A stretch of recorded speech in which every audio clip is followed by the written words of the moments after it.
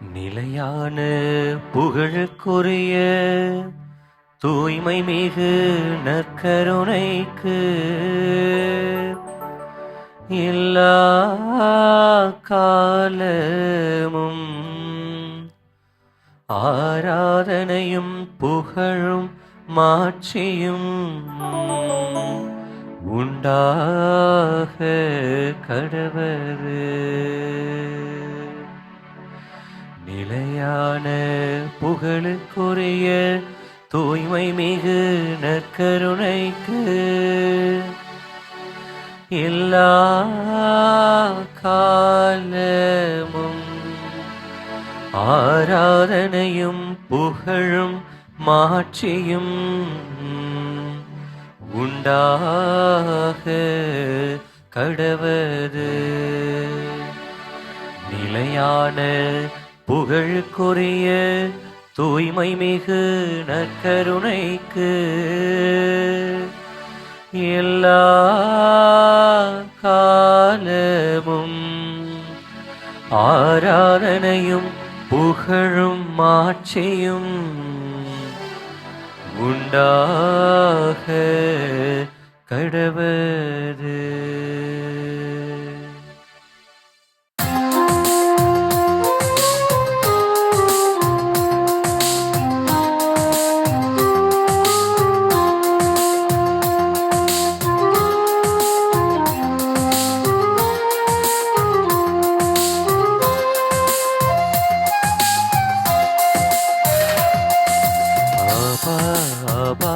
உம்மை ஆராதிக்கின்றேன் இயேசுநாதா, உம்மை ஆராதிக்கின்றேன். உம்மை ஆராதிக்கின்றேன் இயேசுநாதா, உம்மை ஆராதிக்கின்றேன். ரூஹா ரூஹா உம்மை ஆராதிக்கின்றேன். மூவொரு இறைவா ஆராதிக்கின்றேன். ரூஹா ரூஹா உம்மை ஆராதிக்கின்றேன். மூவொரு இறைவா ஆராதிக்கின்றேன். ஆராதனை துதி ஆராதனை, ஆராதனை துதி ஆராதனை, ஆராதனை துதி ஆராதனை, ஆராதனை துதி ஆராதனை. பாபா உம்மை ஆராதிக்கின்றேன் இயேசுநாதா, உம்மை ஆராதிக்கின்றேன்.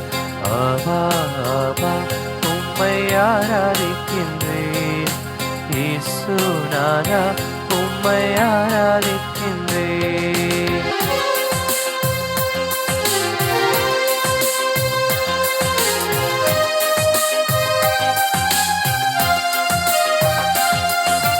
பாலைவன மன்னா தந்தீர் ஆராதிக்கின்றேன். பாதை விண்ணின் மன்னாவே ஆராதிக்கின்றேன்.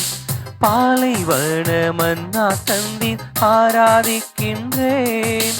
பாதை விண்ணின் மன்னாவே ஆராதிக்கின்றேன். நற்கருணை நாதரே ஆராதிக்கின்றேன். தூய ஆன்ம உணவே ஆராதிக்கின்றேன். நற்கருணை நாதரே ஆராதிக்கின்றேன். தூய ஆன்ம உணவே ஆராதிக்கின்றேன். ஆராதனை துதி ஆராதனை, ஆராதனை துதி ஆராதனை.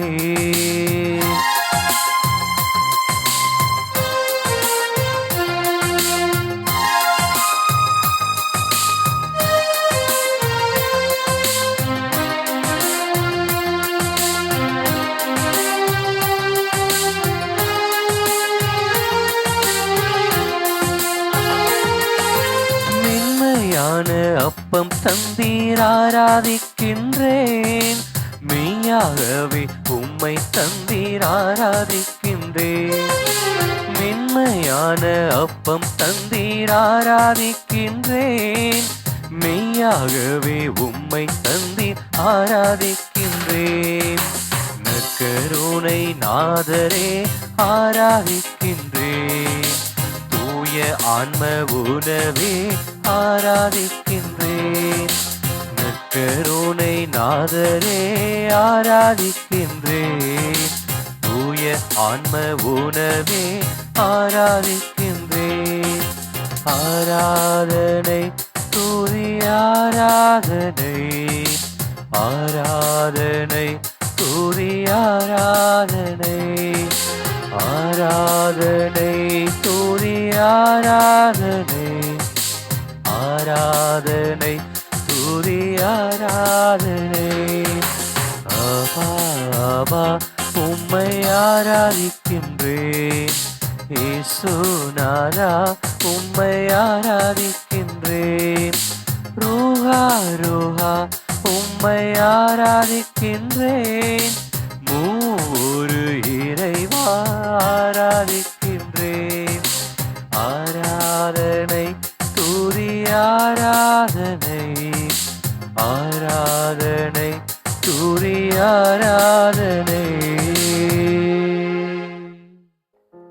இயேசுவில் அன்பிற்குரிய சகோதர சகோதரிகளே, திருக்குடும்ப பெருவிழாவாகிய இன்றைய நாளில் நாம் அனைவரும் இந்த நற்கருணை ஆராதனையில் பங்கெடுத்துக் கொண்டிருக்கின்றோம்.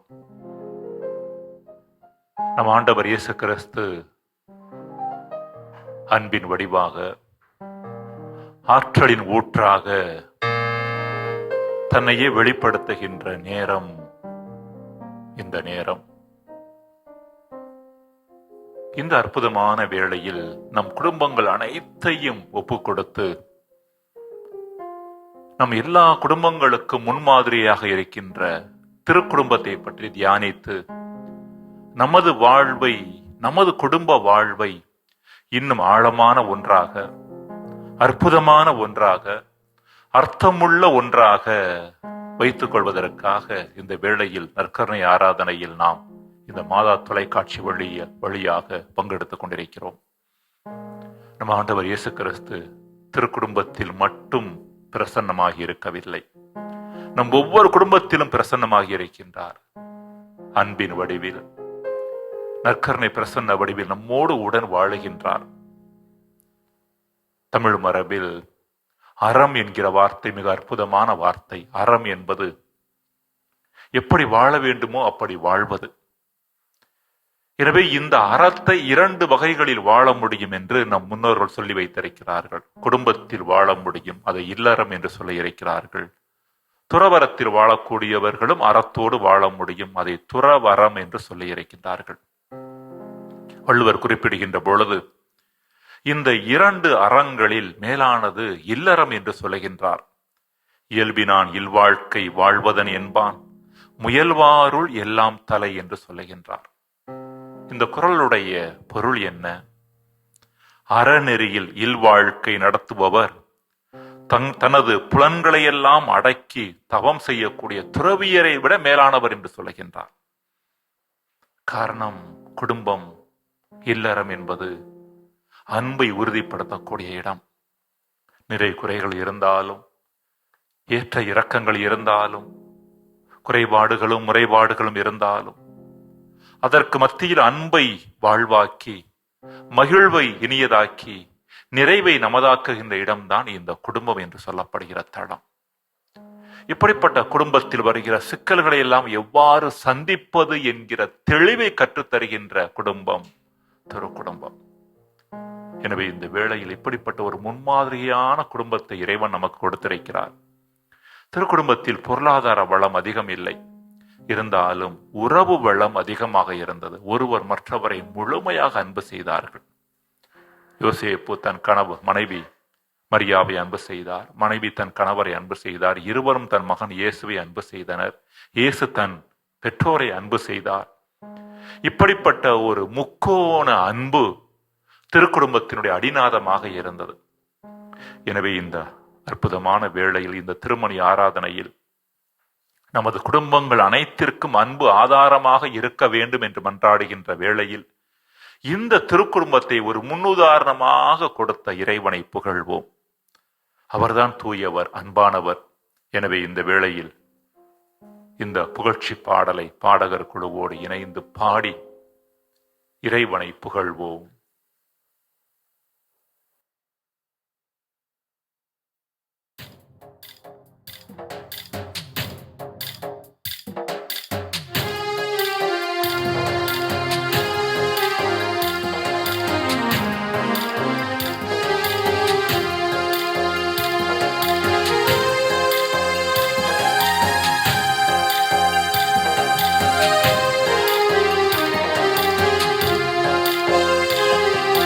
தூயவரே உம்மை துதிக்கிறேன், நல்லவரே உம்மை பாடுகிறேன். தூயவரே உம்மை துதிக்கிறேன், நல்லவரே உம்மை பாடுகிறேன். அன்பு நிறைந்தவர், அருளும் நிறைந்தவர், இரக்கம் நிறைந்தவர், எங்கும் இருப்பவர்.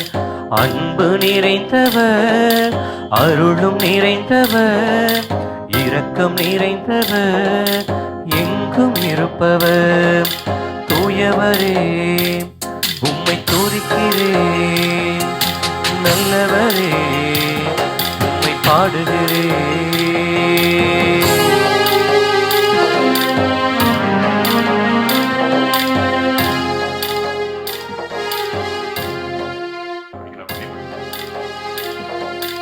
அன்பு தந்தை இறைவா, எம் குடும்பங்களுக்கு ஆதாரமாக இருக்கிற தெய்வமே, கடந்த காலங்களில் எங்களது குடும்பங்களில் மலைகள் போல தடைகள் வந்திருக்கின்றன.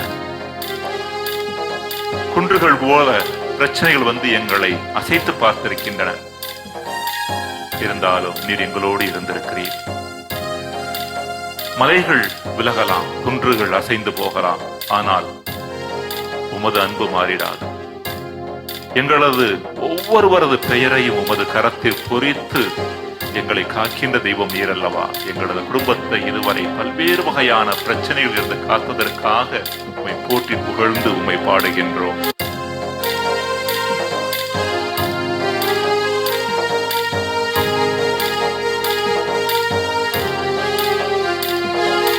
மலைகள் விலகினாலும் உன் அன்பு விலகிடாது, குன்று அசைந்து போனாலும் அன்பு மாறிடாது. மலைகள் விலகினாலும் உன் அன்பு விலகிடாது, குன்று அசைந்து போனாலும் அன்பு மாறிடாது. கருத்தில் பொறித்து வைத்துள்ள தெய்வம் நீரன்றோ, கருத்தில் பொறித்து வைத்துள்ள தெய்வம் நீரன்றோ. என்னை கண்மணி போல் காத்திடும் தெய்வம் நீரன்றோ, என்னை கண்மணி போல் காத்திடும் தெய்வம் நீரன்றோ. தூயவரே உம்மை துதிக்கிறேன், நல்லவரே உம்மை பாடுகிறேன்.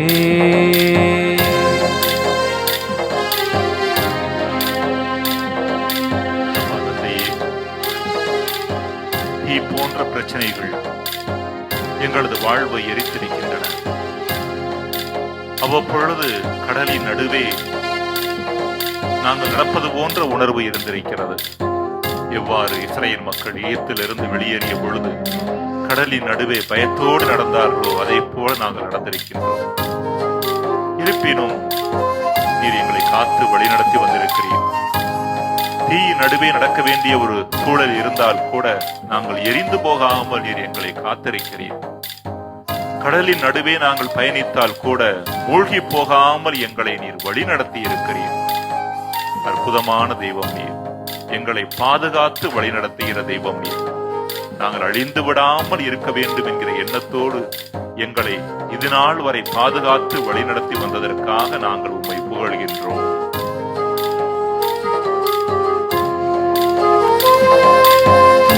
நடுவே நடந்தாலும் எரிந்து போக மாட்டேன், கடலின் நடுவே நடந்தாலும் மூழ்கி போக மாட்டேன்.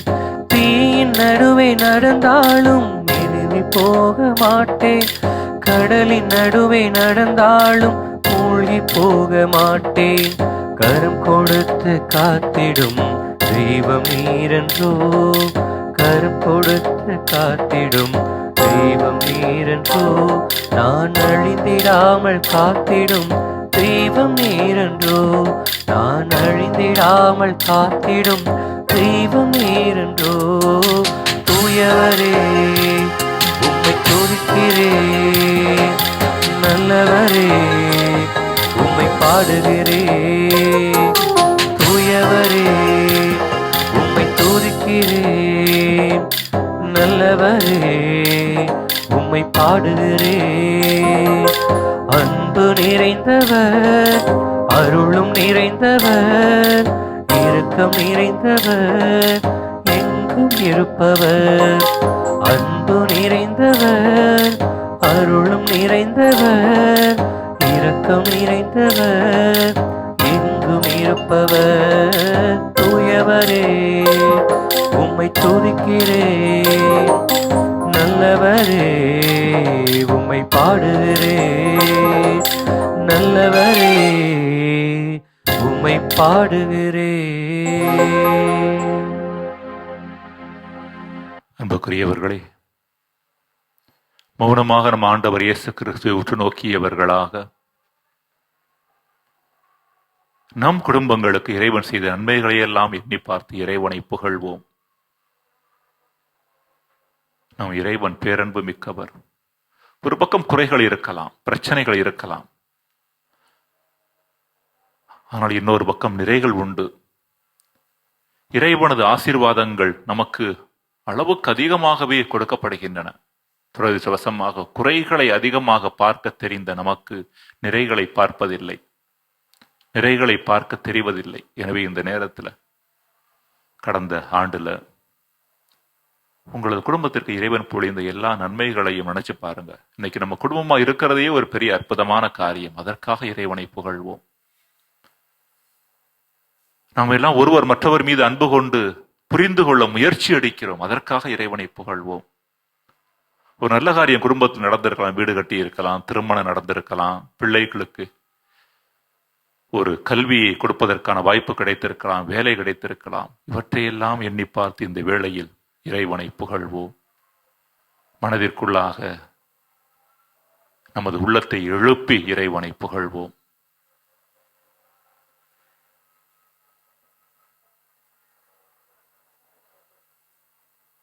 தொடர்ந்து இறைவார்த்தைக்கு செவி கொடுத்து அந்த இறைவார்த்தையை தியானிப்போம். ஆண்டவர் உங்களோடு இருப்பாராக, உம் ஆன்மாவோடும் இருப்பாராக. மத்தேயு எழுதிய தூய நற்செய்தியிலிருந்து வாசகம். ஆண்டவரே மாட்சி உமக்கே. இயேசு கிறிஸ்துவின் பிறப்பையொட்டிய நிகழ்ச்சிகள். அவருடைய தாய் மரியாவுக்கும் யோசேப்புக்கும் திருமண ஒப்பந்தம் செய்யப்பட்டிருந்தது.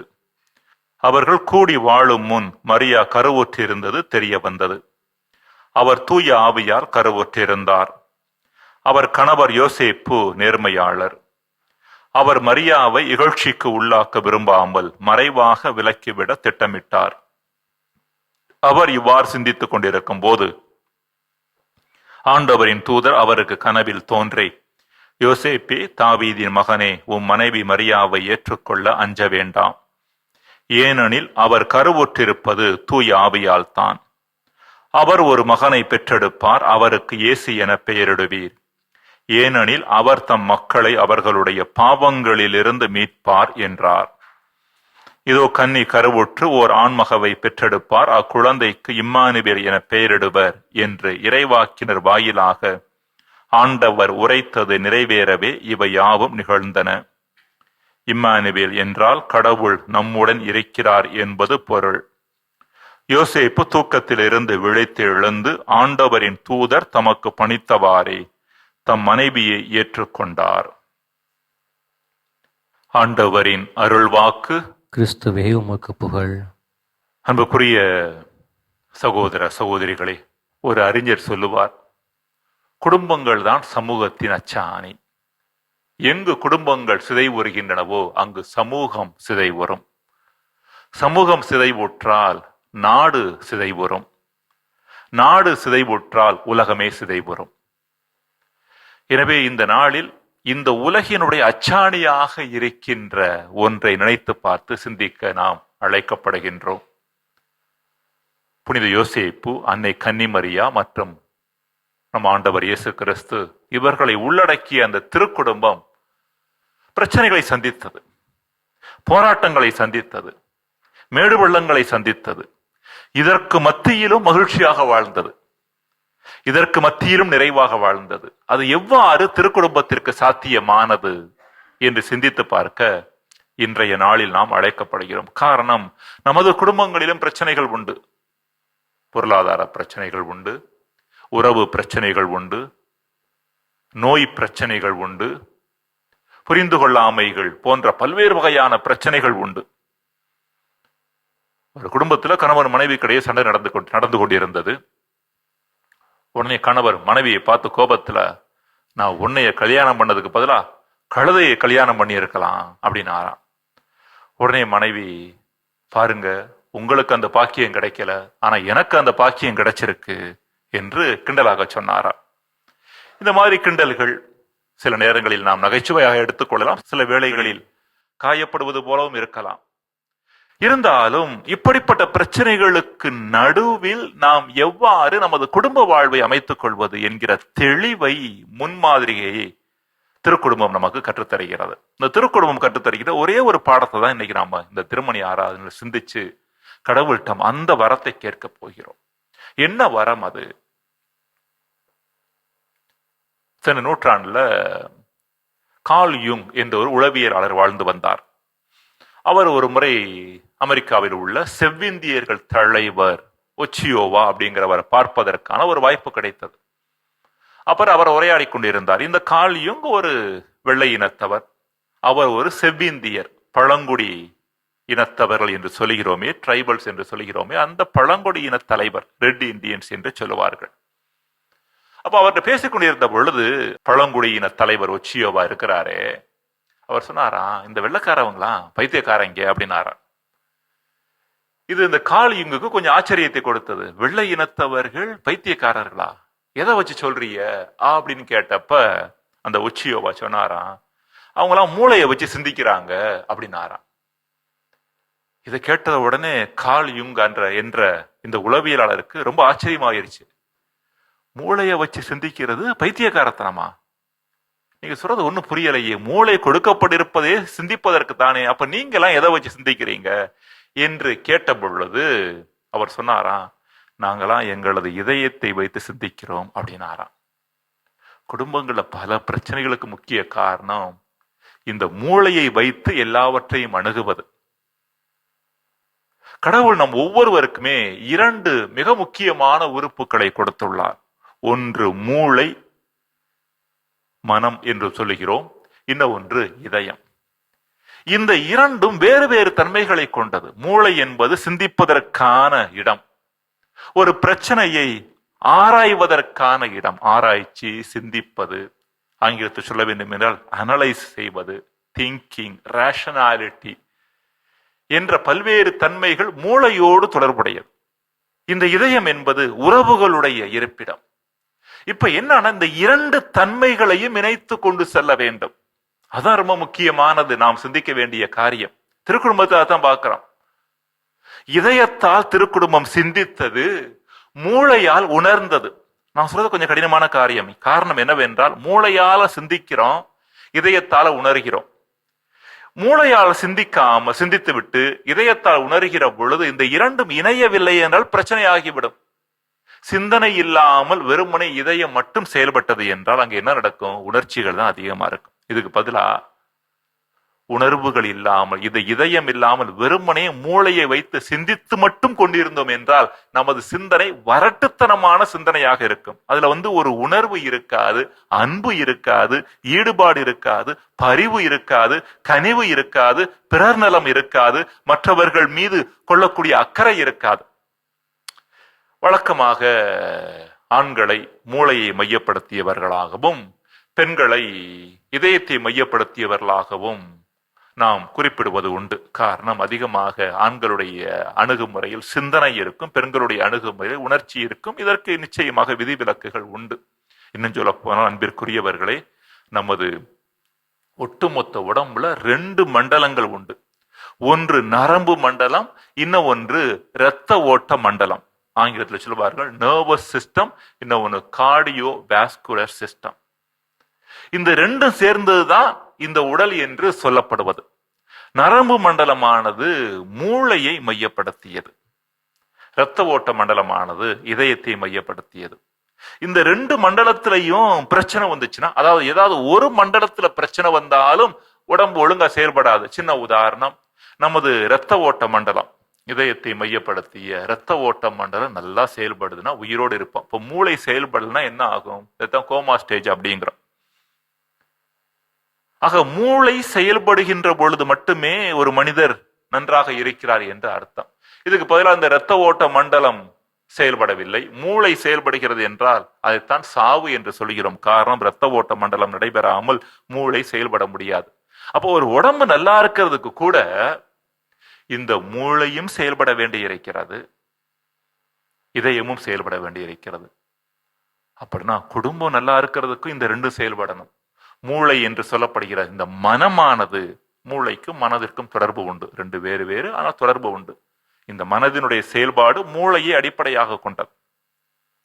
எனவே மனமும் செயல்பட வேண்டும், மனம் சிந்திக்க வேண்டும், ஆராய வேண்டும், ஒரு பிரச்சனையை பல கண்ணோட்டங்களில் பார்க்க வேண்டும். இதுதான் தெளிவு என்று சொல்லப்படுவது. அதே நேரத்தில் இதயமும் செயல்பட வேண்டும். இதயமும் மனமும் இணைந்து செயல்படுகின்ற பொழுது மட்டுமே நமது குடும்பங்கள் மகிழ்ச்சியான குடும்பங்களாக இருக்க முடியும். இல்லை என்றால் வரட்டுத்தனமான சிந்தனை உள்ள குடும்பங்களாகவோ, இல்லை என்றால் முழுக்க முழுக்க உணர்ச்சி வசப்பட்டு உணர்ச்சிகளுடைய பிடியில் வாழக்கூடிய குடும்பங்களாக நமது குடும்பங்கள் மாறிவிடும். இப்ப இந்த ஒரு பின்னணியில் திருக்குடும்பத்திற்கு வருவோம். முதலாவதாக அன்னை கன்னிமரியாவை எடுத்துக்கொள்வோம். அன்னை கன்னிமரியா தனது வாழ்க்கையில பிரச்சனைகளை சந்தித்தார். முக்கியமாக குழந்தை பிறந்து விட்டது, இடையர்கள் வருகிறார்கள், வந்து சொல்கிறார்கள் எங்களுக்கு காட்சி கிடைத்தது, இப்படியெல்லாம் வானதூதர் சொன்னார் என்று சொன்ன பொழுது அன்னை மரியாவுக்கு புரியவில்லை. புரியாதப்ப அங்கே என்ன செய்தாராம்? இவற்றையெல்லாம் உள்ளத்தில் இருத்தி சிந்தித்து வைத்தார். மீண்டும் 12 வயதில் மகன், ஏன் என்னை தேடினீர்கள்? என் தந்தையின் இல்லத்தில் நான் இருக்க வேண்டும் என்பது உங்களுக்கு தெரியாதா என்று சொன்னப்ப மரியாவால் ஏற்றுக்கொள்ள முடியல. ஒரு பிரச்சனை. 12 வயது மகன் தன்னை உதறிவிட்டது போல பேசுகிறான். அப்ப என்ன நடந்தது? இவற்றையெல்லாம் உள்ளத்தில் இருத்தி சிந்தித்து வந்தார். உள்ளம் என்பது இதயத்தை சுட்டி காண்பிக்கிறது. அப்ப இதயத்தில் வைத்து சிந்தித்து வந்தார். இப்ப நீங்க நான் முதலே சொன்னதை யோசித்து பார்க்கணும். அந்த பழங்குடியின தலைவர் சொன்னார் பார்த்தீங்களா, நாங்களாம் முதிர்ச்சி ஆனவர்கள், காரணம் இதயத்தை வைத்து சிந்திக்கிறோம். அப்ப அன்னை மரியா ஒரு பெண் என்கின்ற முறையில் இதயம் அவருக்கு அதிகமாக செயல்பட்டாலும் சிந்திக்கிற தன்மை உள்ளவராக இருந்தார். தனது மனதையும் இதயத்தையும் இணைத்து கொண்டு செல்லக்கூடியவராக இருந்தார். இப்ப புனித யோசேப்புக்கு வருவோம். அவர் ஒரு காயம்பட்ட மனிதர். அவருடைய நிலையில் தன்னை அறியாமல் தனது மனைவி கருத்தாங்கி விட்டார் என்று எண்ணுகின்ற பொழுது ரொம்ப கஷ்டப்பட்டார். ஆனா என்ன பண்ணாரு? வரட்டுத்தனமா சிந்திச்சு அன்றைய யூத சமூகம் என்ன ஒரு தண்டனையை இத்தகைய ஒரு பெண்ணுக்கு வழங்க வேண்டுமோ, அதாவது கல்லால் எறிந்து கொல்லப்பட வேண்டும் என்கிற ஒரு தண்டனையை அவர் கொடுத்திருக்கலாம். ஆனால் செய்யவில்லையே. ஒரு மூளையின்படி போகின்ற மனிதர் அத்தகைய ஒரு அணுகுமுறையைத்தான் மேற்கொண்டிருப்பார். அதுதான் அன்றைக்கு பரிசேயர்கள், தலைமை குருக்கள், மறைநூல் அறிஞர்கள்லாம் முன்மொழிந்தார்கள். ஆனால் அவர் மூளையின்படி செயல்படக்கூடிய ஒரு மனிதராக இருந்தாலும் இதயத்தால் உணரக்கூடிய மனிதராகவும் இருந்தார். தனது பாதிக்கப்பட்ட நிலைமை ஒரு பக்கம் இருந்தாலும் அன்னை மரியாவினுடைய நிலைமையை கருத்தில் கொண்டு அவரை மறைவாக விலக்கிவிட வேண்டும் என்று விரும்பினார் என்று விவிலியம் சொல்லுகிறது. அதுதான் இன்றைய நற்செய்தியாக வாசிக்க கேட்டோம். அன்பிற்குரியவர்களே, நம்ம குடும்பத்துல இந்த 2ஐயும் இணைத்து கொண்டு செல்ல முயற்சி எடுங்க. உங்க வாழ்க்கையில பிரச்சனை வருகின்ற பொழுது உணர்ச்சி பூர்வமா செயல்பட்டீங்கன்னா கொஞ்சம் சிந்தனையை உள்ள கொண்டு வாருங்கள். பிரச்சனை சமயத்துல கொஞ்சம் சிந்திக்க முயற்சி எடுங்கள். உணர்ச்சி வசப்பட்டு வார்த்தைகளை கொட்டி விடாதீர்கள். உணர்ச்சி வசப்பட்டு வார்த்தைகளை கொட்டுகின்ற பொழுது என்ன நடக்கும்? குடும்பத்துல பல்வேறு வகையான பிரச்சனைகள். அடிப்படை காரணம் என்ன சொல்வார்கள்? ஒரு பையன் வீட்டுல அப்பாவை பார்த்து கேட்டானா, அப்பா இன்னைக்கு எங்க பள்ளிக்கூடத்துல வரலாற்று வகுப்புல உலக போர் எப்படி ஆரம்பிக்கிறது என்று சொல்லி கொடுத்தாங்க. எனக்கு சரியா புரியல, நீங்க சொல்லுங்கப்பா, உலக போர் எப்படி ஆரம்பிக்குது அப்படின்னு அப்பாவை பார்த்து பையன் கேட்டானா. உடனே அம்மா, சமையலறையில இருந்த அம்மா இந்த கேள்விய அவ காதுல கேட்டதும் சத்தமா சொன்னாங்களாம், உங்க அப்பா வேதியியல் கெமிஸ்ட்ரி படிச்சவர்றா, அவருக்கு இதை பத்தி தெரியாது, நான் தான் ஹிஸ்டரி படிச்சிருக்கிறேன், வரலாறு படிச்சிருக்கிறேன், அதனால இந்த கேள்விக்கு நான் பதில் சொல்றேன்டா என்று அந்த அம்மா சொன்ன உடனே உடனே அப்பா சும்மா இருப்பாரா? அவர் சொன்னாரு, உங்க அம்மா வரலாறு படிச்சிருக்கிறாங்க, ஆனா வரலாற்றை பத்தி ஒண்ணும் தெரியாது, உங்க அம்மாவுக்கு பொது அறிவுலாம் கிடையாது. நான் கெமிஸ்ட்ரி படிச்சிருந்தாலும் எனக்கு வரலாற்றை பத்தி நல்லா தெரியும், அதனால நான் உனக்கு பதில் சொல்றேன் அப்படின்னு உடனே உடனே மனைவி அடுப்படியில இருந்து வெளியில எனக்கு பொது அறிவு இல்லைன்னு எப்படி நீங்க சொல்லலாம் அப்படின்னு பயங்கர கோவப்பட ஆரம்பிச்சாங்க. உடனே இவரு, நீ மட்டும் என்னை மட்டம் தட்டுற அப்படின்னு எதிர்த்து பேசினாரு. சண்டை ஆரம்பிச்சது. உடனே பையன் சொன்னானா, அப்பா அம்மா நீங்க 2 பேரும் அமைதியா இருங்க, உலகப்போர் எப்படி ஆரம்பிக்கிறது அப்படிங்கிறத நான் புரிஞ்சுக்கிட்டேன் அப்படின்னானா. இந்த ஈகோ என்று சொல்லப்படுகிற அகந்தை வருவதற்கான காரணம் என்ன? முழுக்க முழுக்க உணர்ச்சி மட்டுமே இருப்பது. இத்தகைய மனிதர்கள் இதயத்தை மையப்படுத்தியவர்கள், அல்லது முழுக்க முழுக்க வரட்டுத்தனமாக சிந்திப்பது, இவர்கள் மூளையை மையப்படுத்தியவர்கள். நமது வாழ்க்கையில் இந்த 2ஐயும் இணைத்து கொண்டு செல்லக்கூடிய ஒரு சமநிலை மனநிலை, பேலன்ஸ்டு மைண்ட் செட் என்று சொல்வார்கள், இது வாழ்க்கைக்குள்ள வந்து விட்டது என்றால் நாம உணர வேண்டிய விஷயங்களை கூட சிந்தனையோடு அணுகுவோம், சிந்திக்க வேண்டிய விஷயங்களை கூட உணர்வோடு அணுகுவோம். அப்ப வாழ்க்கையில ஒரு நல்ல ஒரு தெளிவு கிடைக்கும். வரட்டுத்தனமான சிந்தனை மட்டும் இருக்காது, உணர்ச்சி வசப்பட மாட்டோம். உணர்ச்சி வசப்படக்கூடிய நிலைமை இருந்தால் கூட சிந்தித்து உணர்ச்சிகளை தனித்துக் கொள்ளுவோம். வரட்டுத்தனமாக சிந்திக்க வேண்டிய சூழல் ஏற்பட்டால் கூட கொஞ்சம் உணர்வை அதோடு இணைத்து கொண்டு சென்று ஒரு நல்ல உணர்வுள்ள மனிதராக வாழ்வோம். கூட எத்தனை குடும்பங்கள்ல ஒரு துணை அடுத்த கணவரையோ மனைவியை பார்த்து, ஏன் இப்படி வரட்டுத்தனமா யோசிக்கிறீங்க, உங்களுக்கு உணர்வுலாம் இல்லையான்னு சொல்றாங்க பாத்தீங்களா? அப்ப என்ன காரணம்? முழுக்க முழுக்க மனதை மையப்படுத்தி வாழுகிறார்கள் இவர்கள். இன்னும் சில குடும்பங்கள்ல சொல்றாங்கல்ல, முக்கியமா பெண்களை பார்த்து, மனைவியரை பார்த்து கணவர் என்ன சொன்னாங்க, ஏன் இவ்வளவு உணர்ச்சி வசப்படுற, கொஞ்சம் சிந்தி யோசித்து பாரு அப்படின்னு சொல்றாங்கல்ல. இவர்கள் முழுக்க முழுக்க உணர்ச்சியின்படி வாழுகிறார்கள். எனவே அன்பிற்குரியவர்களே, திருக்குடும்பம் தனது வாழ்க்கையில் சந்தித்த நிகழ்வுகளை எல்லாம் உணர்ச்சி பூர்வமாக மட்டுமல்ல, அல்லது வரட்டுத்தனமான சிந்தனையோடு மட்டுமல்ல, சிந்தனையும் உணர்வையும் இணைத்து கொண்டு சென்றதன் காரணமாக சரியான முறையில் அணுகினார்கள். அதோடு நிச்சயமாக இறைவானது வழிநடத்துதல் அவர்களோடு இருந்தது. எனவே இந்த நாளில் இந்த ஆண்டவர் இயேசு கிறிஸ்துடைய பிரசன்னத்தில் இருக்கின்ற வேளையில் இந்த வரத்தை கேட்போம். அடிக்கடி உணர்ச்சி வசப்படக்கூடிய நபராக இருந்தோம் என்றார், ஆண்டவரே இந்த சிந்திக்கிற தன்மை எனக்கு கொடுங்க ஆண்டவரே. உணர்ச்சி வசப்படக்கூடிய நேரத்தில் சிந்தனையை என் மனதில் கொண்டு இந்த உணர்ச்சியினுடைய பிடியிலிருந்து என்னை விடுவித்து வாழ எனக்கு வரந்தாரும் இயேசுவே என மன்றாடுவோம். ஒருவேளை வரட்டுத்தனமான சிந்தனையோடு இருந்து உணர்வு என்ற ஒன்று இல்லாமல் வாழ்ந்தோம் என்றால் கடவுள்கிட்ட வரம் கேட்போம். ஆண்டவரே, இந்த வரட்டுத்தனமான சிந்தனை மட்டும் போதுமானதல்ல, குடும்ப உறவு என்பது உணர்வுகளை மையப்படுத்தியது. எனவே உணர்வுள்ள மனிதனாக என்னை மாற்றும் ஆண்டவரே என்று சொல்லி இந்த வேளையில் உருக்கமாக மன்றாடுவோம். அன்புக்குரியவர்களே, கேட்ட சிந்தனையை உள்வாங்குவோம், நம்மையே ஒப்புக் கொடுப்போம். அதிகமாக உணர்ச்சி வசப்படக்கூடியவர்களாக இருந்தோம் என்றால் நம்மையே ஒப்புக் கொடுத்து, ஆண்டவரே அன்னை மரியாவை போல உள்ளத்தில் வைத்து சிந்திக்கக்கூடிய ஒரு நபராக என்னை மாற்றும், ஒரு பெண்ணாக மாற்றும் என மன்றாடுவோம். அல்லது ஒரு வேளை வரட்டுத்தனமான சிந்தனையோடு உணர்வே இல்லாத நிலையில் நடந்து கொண்டோம் என்றால் புனித யோசேப்பை போல ஒரு உணர்வுள்ள மனிதராக மற்றவர்களது நிலையில் இருந்து அவர்களை பார்க்கக்கூடியவர்களாக வாழ்வதற்கான வரத்தை கேட்போம். அப்படி வாழாமல் பிறரை காயப்படுத்திய நேரங்களை எண்ணி பார்ப்போம். மனம் வருந்தி மன்னிப்பு கேட்போம். நமது கடினமான வார்த்தைகளால், கசப்பான சொற்களால் உணர்ச்சி வசப்பட்டு பிறரை புரிந்து கொள்ளாமல் பிறரது உள்ளத்தை ஊனப்படுத்தி இருக்கிறோமே, அதற்காக மனம் வருந்துவோம்.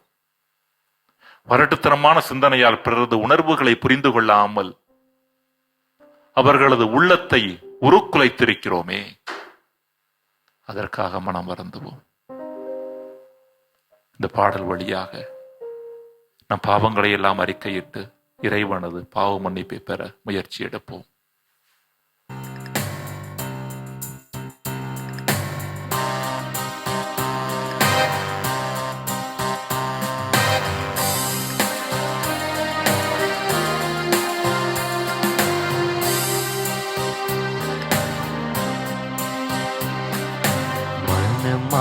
வருகின்றேன் நான்.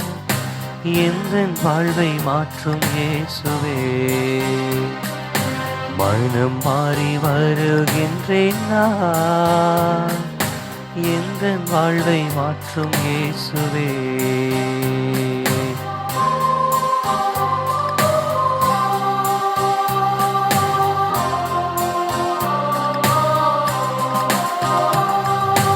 ஆயன் உம்மை பிரிந்து ஆடாய் வாழ்ந்தேன், அன்பர் உம்மை பிரிந்து ஊதாரியானே. ஆயன் உம்மை பிரிந்து ஆடாய் வாழ்ந்தேன், அன்பர் உம்மை பிரிந்து ஊதாரியானே. மனம் மாறி வருகின்றேன் நான், எந்தன் வாழ்வை மாற்றும் இயேசுவே. மனம் மாறி வருகின்றேன் நான், எந்தன் வாழ்வை மாற்றும் இயேசுவே.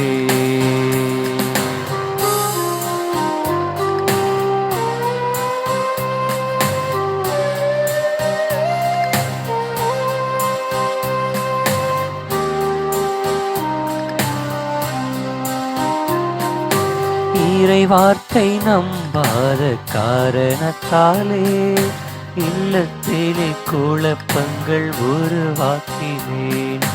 இறை வார்த்தை நம்பாத காரணத்தாலே இல்லத்திலே குழப்பங்கள் உருவாக்கினேன். மனம் மாறி வருகின்றேன் நான், எந்தன் வாழ்வை மாற்றும் இயேசுவே. மனம் மாறி வருகின்றேன் நான், எந்தன் வாழ்வை மாற்றும் இயேசுவே.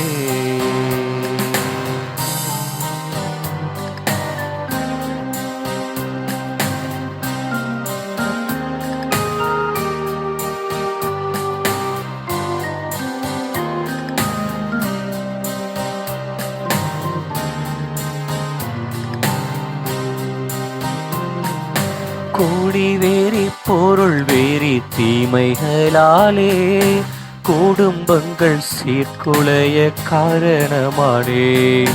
கூடி வேறி பொருள் வேறி தீமைகளாலே குடும்பங்கள் சீர்குலைய காரணமானே. மனம் மாறி வருகின்றேன் நான், எந்தன் வாழ்வை மாற்றும் இயேசுவே. மனம் மாறி வருகின்றேன் நான், எந்தன் வாழ்வை மாற்றும் இயேசுவே.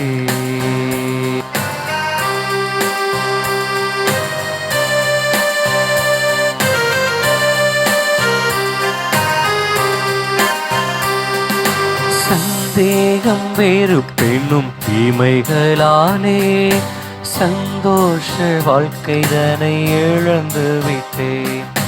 சந்தேகம் வெறுப்பென்னும் தீமைகளாலே சந்தோஷ வாழ்க்கைதனை இழந்து விட்டேன். மனம் மாறி வருகின்றேன் நான், எந்தன் வாழ்வை மாற்றும் இயேசுவே. மனம் மாறி வருகின்றேன் நான், எந்தன் வாழ்வை மாற்றும் இயேசுவே. எந்தன் வாழ்வை மாற்றும் இயேசுவே. நம் குற்றம் குறைகளுக்காக மனம் வருந்தினோம். நிச்சயமாக நம் இறைவன் அன்பின் இறைவன், நம்மை மன்னிக்கின்ற இறைவன். அதே நேரத்தில் நம் பலவீனங்களை புரிந்து கொள்ளக்கூடிய இறைவன். நம் பலவீனங்களை புரிந்து கொண்டு, குறைகளை புரிந்து கொண்டு, நமக்கு தனது ஆற்றலையும் வல்லமையும் தருகின்ற இறைவன். எனவே இந்த நேரத்தில் நம் மன்றாட்டுக்களை எல்லாம் இறைவனது கரத்தில் ஒப்புக் கொடுப்போம். நம் குடும்பங்களின் ஒவ்வொரு அங்கமாக நான் கொணர்ந்து அதற்காக இறைவனை மன்றாடுகிற பொழுது உங்களது குடும்பங்களில் இருக்கிற ஒவ்வொரு அங்கத்தையும் கொண்டு வந்து மன்றாடுவோம். முதலாவதாக நம் குடும்பத்தில் உள்ள நபர்களை எல்லாம் கொண்டு வருவோம். கணவர், மனைவி, பிள்ளைகள், பெரியவர்கள் இருந்தால், மாமனார் மாமியார் இவர்கள் இருந்தால், யாராக இருந்தால் எல்லாரையும் கொண்டு வந்து ஆண்டவரை எல்லாரையும் ஆசீர்வதிங்க. இவங்க எல்லாருக்கும் நல்ல உடல் உள்ள நலனை கொடுங்க. பெரியவங்க எல்லாம் பாவம் நோயினால கஷ்டப்படுவாங்க. சில நேரங்கள் அவர்களை பராமரிப்பது நமக்கு சுமையா கூட இருக்கலாம். இருந்தாலும் அவர்கள் ஒரு காலத்துல உழைத்தவர்கள் தான். எனவே உங்களுக்காக ஜெபம் பண்ணாம உங்க குடும்பத்துல அடுத்த நபருக்காக மன்றாடுங்க. அவங்க நல்லா இருக்கணும்னு ஜெபம் பண்ணுங்க. அவர்களை இறைவன் ஆசீர்வதிக்க வேண்டும் என மன்றாடுவோம். அடுத்தபடியா குடும்பத்தில் இருக்கிற பொருளாதார பிரச்சனைக்காக மன்றாடுவோம். எத்தனையோ குடும்பங்கள் பொருளாதார பிரச்சனையினுடைய கையில் சிக்கி சின்ன பின்னமாக கஷ்டப்பட்டு கொண்டிருக்கிறது. வறுமை, வேலை இல்லாத திண்டாட்டம், கடன் சுமை, என்ன செய்யறதுனே தெரியல. மனசு முழுவதுமே இந்த பொருளாதார சுமை அழுத்தி கொண்டிருக்கிறார். நமது குடும்பத்துல பொருளாதார சுமை இருந்துச்சுன்னா, அல்லது நமக்கு தெரிந்த ஒரு குடும்பத்துல பொருளாதார சுமை இருந்துச்சுன்னா, அதற்காக மன்றாடுவோம். ஆண்டவரே, அவருக்கு ஒரு வழியை காமிங்க. ஆண்டவரே, அவர்களது மனக்கவலையில் இருந்து மட்டுமல்ல, பொருளாதார சுமையிலிருந்தும் அவர்களுக்கு விடுதலையை கொடுங்க ஆண்டவரே அப்படின்னு மன்றாடுவோம். அடுத்தபடியா நமது குடும்பம் செய்யக்கூடிய அந்த பொருளாதார வளத்திற்காக செய்யக்கூடிய அந்த முயற்சிக்காக, அலுவலகத்தில் வேலை செய்தால் அதற்காக, தனிப்பட்ட முறையில் வியாபாரமோ வேறு தொழிலோ செய்தால் அந்த தொழிலுக்காக, அந்த தொழிலை பொருளாதாரத்தை இறைவன் ஆசீர்வதிக்க வேண்டும் என மன்றாடுவோம்.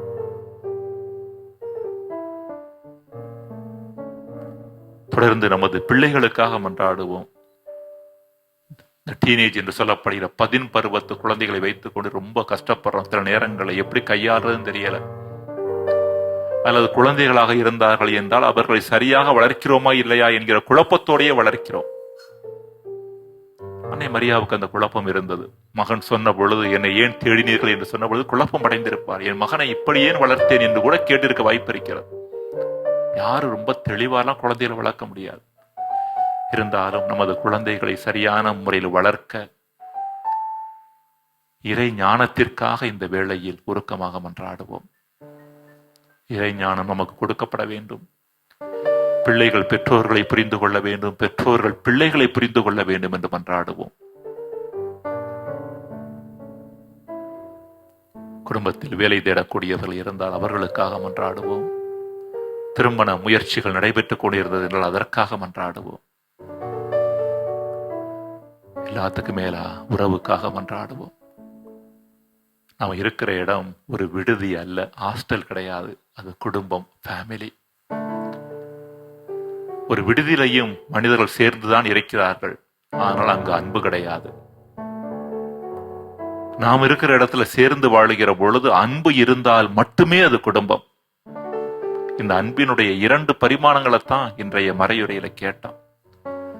உணர்வும் இருக்க வேண்டும், சிந்திக்கவும் தெரிய வேண்டும். சிந்திக்காமல் உணர்வு பூர்வமாக இருக்கிற அன்பு உணர்ச்சியாக மாறிவிடும். உணர்வு இல்லாமல் சிந்திப்பதில் மட்டுமே இருக்கிற அன்பு வரட்டுத்தனமானதாக மாறிவிடும். இந்த 2ம் இணைந்து வாழ வேண்டும் என இறைவனிடம் கேட்டு, வரம் கேட்டு வருகின்றேன் இறைவா, என் குரல் கேட்டு அருளாயோ தலைவா அப்படிங்கிற பாடலை உருக்கத்தோடு பாடி நமது மன்றாட்டுக்களை எல்லாம் முழுமையாக இறைவனது கரத்தில் ஒப்பு கொடுத்து மன்றாடுவோம்.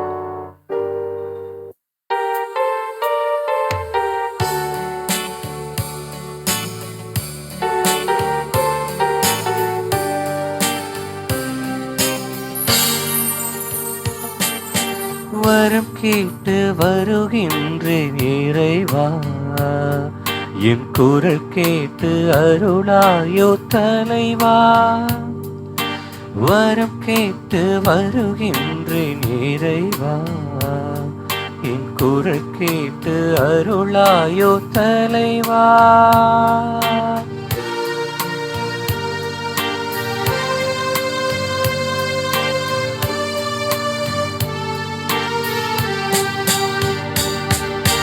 பகை சூழும் இதயத்து சுவரை எல்லாம் என் பாசத்தால் தகர்க்கின்ற வரம் கேட்கின்றேன்.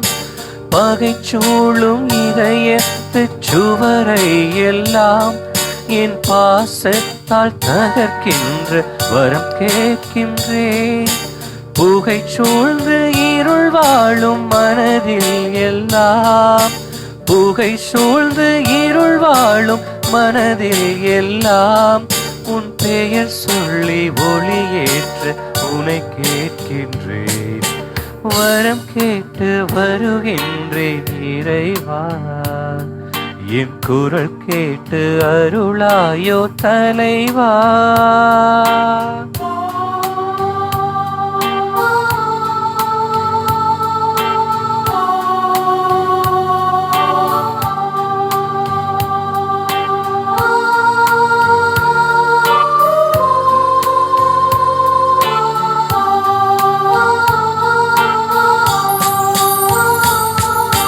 நலமெல்லாம் எனக்கென்று தேடும் குணம் இனி நாள்தோறும் இருக்கின்ற வரம் கேட்கின்றேன். நலமெல்லாம் எனக்கென்று தேடும் குணம் இனி நாள்தோறும் இருக்கின்ற வரம் கேட்கின்றேன். பலியாக பிறர்க்கென்னை அழித்திட்ட பின், பலியாக பிறர்க்கென்னை அழித்திட்ட பின், என் பரிசாக உனை கேட்கும் வரம் கேட்கின்றேன். வரம் கேட்டு வருகின்றேன் இறைவா, என் குரல் கேட்டு அருளாயோ தலைவா.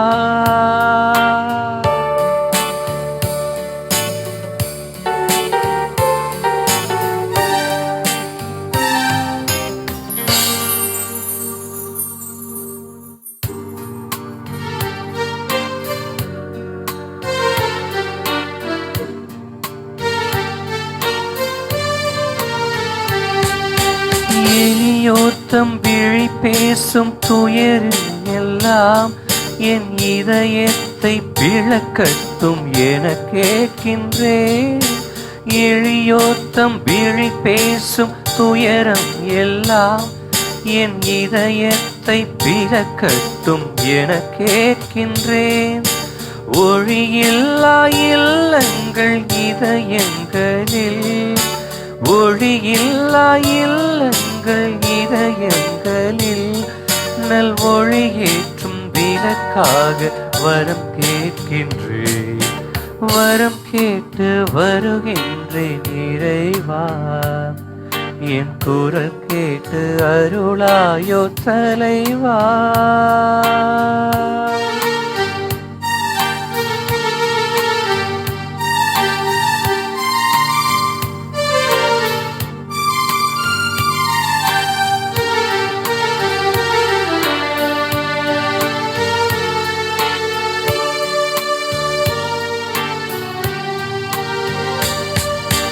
நம்பிக்கை இழந்தோரின் முகம் பார்த்த பின், நல் நம்பிக்கை பெற வேண்டும் என கேட்கின்றேன்.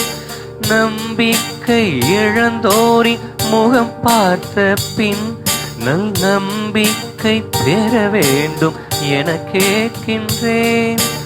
அன்பிற்காய் நான் வாழும் விதம் பார்த்த பின், அன்பிற்காய் நான் வாழும் விதம் பார்த்த பின், உன் அன்பின் நீ வரம் வேண்டும் உனக்கு கேட்கின்றேன்.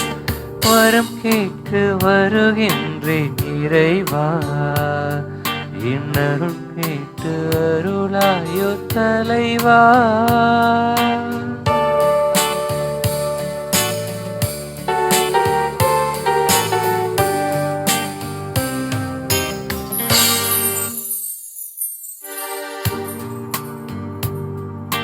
வரம் கேட்டு வருகின்றேன் இறைவா, என் குரல் கேட்டு அருளாயோ தலைவா.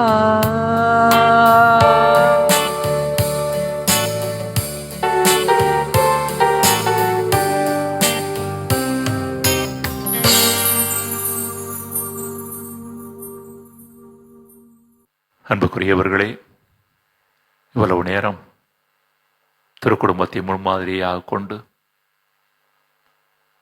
தியானித்த நாம் அவர்கள் வழியாக இறைவனது வரங்களை கேட்ட நாம் இந்த நேரத்தில் இறைவனது ஆசிரை பெற தயாராகவும் திருக்குடும்பம் மகிழ்ச்சியிலும் அமைதியிலும் நிறைவிலும் செழிக்க காரணம் அங்கு பிரசன்னமாகி இருந்த ஆண்டவர் இயேசு கிறிஸ்து. நம் குடும்பங்களிலும் அவரது பிரசன்னம் இருக்கின்ற பொழுது நமது குடும்பங்கள் நிச்சயமாக செழிக்கும். எனவே அத்தகைய இறைமகன் இயேசுவினுடைய ஆசிரைத்தான் நாம் பெற இருக்கின்றோம்.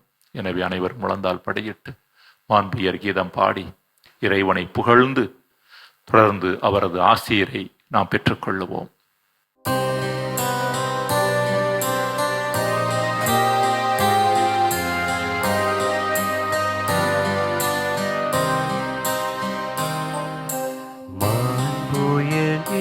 வருள் அடையாளத்தை தாழ்ந்து பணிந்து ஆராதிப்போம். பழைய நியம முறைகள் அனைத்தும் இனி மறைந்து முடிவு பெருக புதிய நியம முறைகள் வருக. புலன்களாலே மனிதன் இதனை அறிய இயலா குறைகள் நீக்க நம்பிக்கையின் உதவி பெறுக.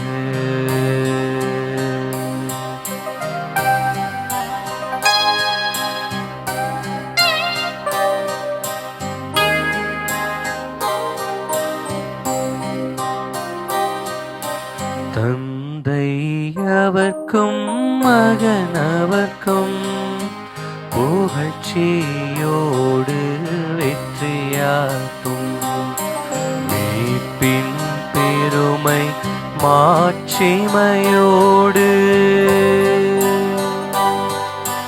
வலிமை வாழ்த்து யாவுமாக இருவரிடமாய்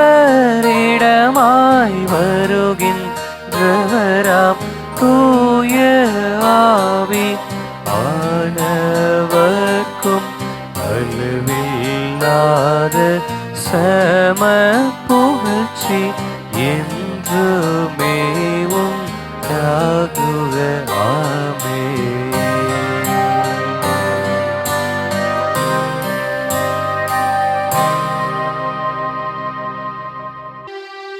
மன்றாடுவோமாக.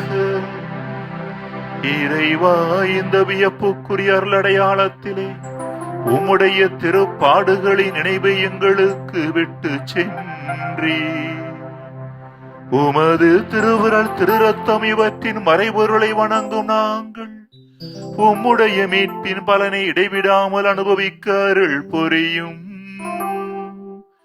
எங்கள் ஆண்டவராகிய கிறிஸ்து வழியாக உம்மை மன்றாடுகிறோம்.